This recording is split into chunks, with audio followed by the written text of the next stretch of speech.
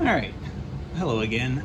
So a couple of things just about setting up kind of, say you're making a box. Say if you're building something and you just want to draw a box and you want to do some measurements. Um, and oh, by the way, sorry, this is the type of wood you're going to be using. This is 3/4. It's called a 1x8, and actually I think in class I said it would be 3/4 by 7 and 3/4, and look at it like this. It's actually more like 7 1/4. Um, so anyway, so that's that piece of that pine with a couple of knots in it and such. So you're going to use that to plan out your thing. And I'm going to show you some more the organic thing, the laminate, the cutting it out in layers, but and doing that. But also going to first I'll start with some simple box stuff. And a lot of times, it depends. Not all of you are going to be doing this, so a lot of times I usually talk about this individually with people. So if that's not what you're doing, you can skip over this. So if you're just trying to make a square 90-degree by 90-degree box, and we won't for now bother to give it a top or a bottom. So it depends on the type of joint you're going to be using. So if you're going to use butt joints, so these two pieces are butted up against each other. And if you're going to do that and you want it to be 4 inches across and your thickness of your piece of wood is 3/4 of an inch, this piece over here has to be, if you want the whole measurement to be 4, you have to take minus the thickness of the wood from this dimension. Now that's not, we don't know, it's up to you whatever that dimension would be. But if it was 4, it could stay 4, unless, of course, you're going to put just lay a top on it. Same thing, you'd have to minus. So if you're overlaying them like this in a butt joint, you want to minus that away. So that'd be 4 minus 3/4 ends up being 3 1/4. Hopefully I did the math right. Embarrassing when I film myself messing up. And these are lovely drawings, aren't they? So the other way to do that, so that's one way to do it. And you could just nail those. The other way to do it would be miter joints. Okay? And then, so this is sort of that, with you just see those edges. Or if we go down to here, it's a little bit, I used a ruler just because it was getting a little messy. But anyway, you're taking that, beveling it off the edges. Then if you wanted this to be 4 inches, because it's meeting on the edge and there's no overlap really, this whole thing could be 4 inches across, and each one of those, that dimension this way, I mean, if you wanted it to be square, could be, the full length of 4 inches, as opposed to having to shave off the overlap. So you get that kind of cleaner edge. And again, you could nail or screw it together.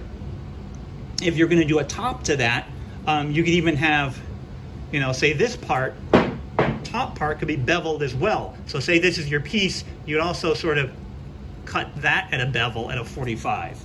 And you probably you want to plan this out. What I would do with this, especially because we're doing things that are small, so if this was only going to be, we'll even say it's like, this would be 3 inches or so by 2 inches high, I would first cut some strips on the table saw of the length of the wood.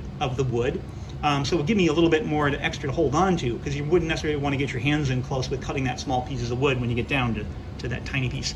And then I'd cut that long strip. I'll make a bad drawing. So say I had that piece of wood like that. That's my strip, 2 inches by whatever the length of the wood was. I would, either when I cut it originally, or I would go back and I trim and cut that 45 off of here. So then I'd have that gone, and then I could cut these pieces to the angles as I cut them free of this. So I could cut those pieces off of there. So I kind of plan it out that way. And you might, if you get down to tiny pieces, you can kind of hand cut them as well, or ask me and we'll figure it out. So that's sort of just making a 90-degree box. Alright, here I am at the table saw, setting the fence. I'm going to cut it about, so the height of the box will be 3 inches. And I'm going to cut, first I'm just going to cut off a strip. You could cut the bevel all at the same time, but sometimes it's, when you're thinking about it, sometimes it's easier to kind of cut the bevel on that. But if you plan out ahead of time, if you know you're going to have multiple pieces, you can swap back and forth, and you cut the bevel once and then cut a straight to get the next cut anyway. But sometimes just to kind of think through the process, it's good to cut just the stock and then cut the bevels in it.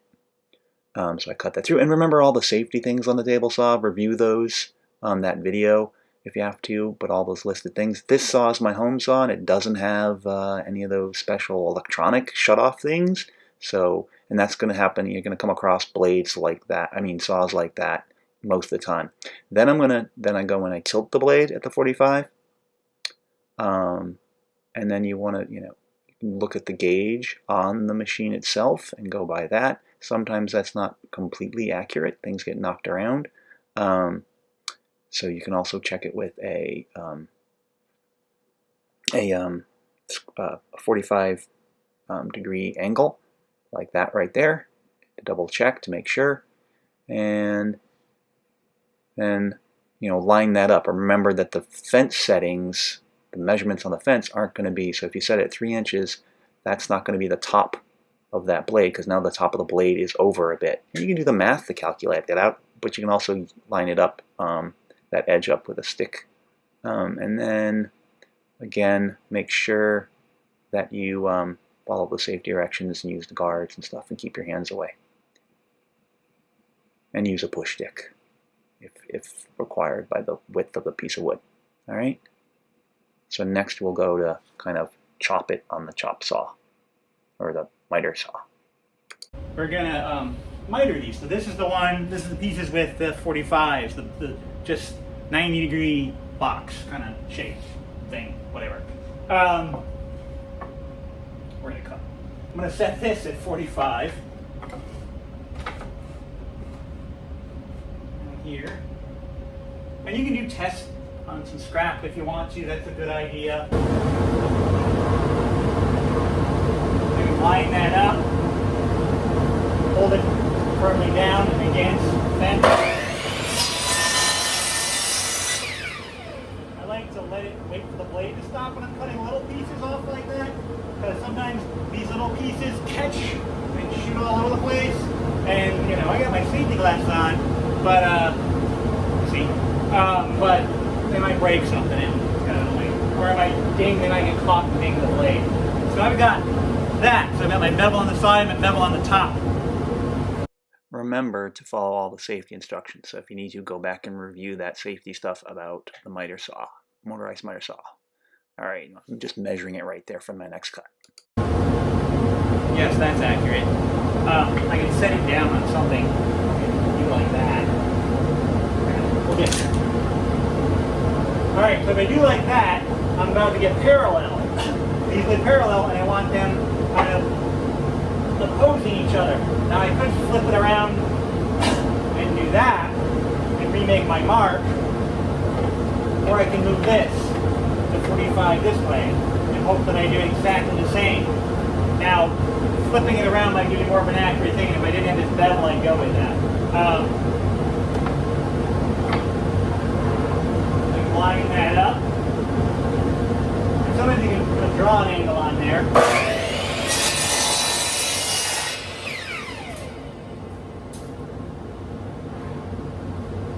So I get a little piece like this. And I gotta do a little sanding to fix it up. But oh well. So now I have the angle going the wrong way. So I gotta clean that up. If you were just doing 90-degree top and bottom, you wouldn't have to worry about this, but since this is the bevel top, that makes it made my life more difficult. You can even put that on there and line that up. Do it on a table so you're not shaking around like this. I can see the angle a little better. Mitered kind of box with a lid. Let's see if I can pull it apart without it falling apart. So the lid fits inside, so you have all the edges are mitered. So you have those pieces that are like that. Sorry. Like that. And it all kind of fits together again. You could glue and nail it all together. All right. So it kind of looks good like that. Anyway.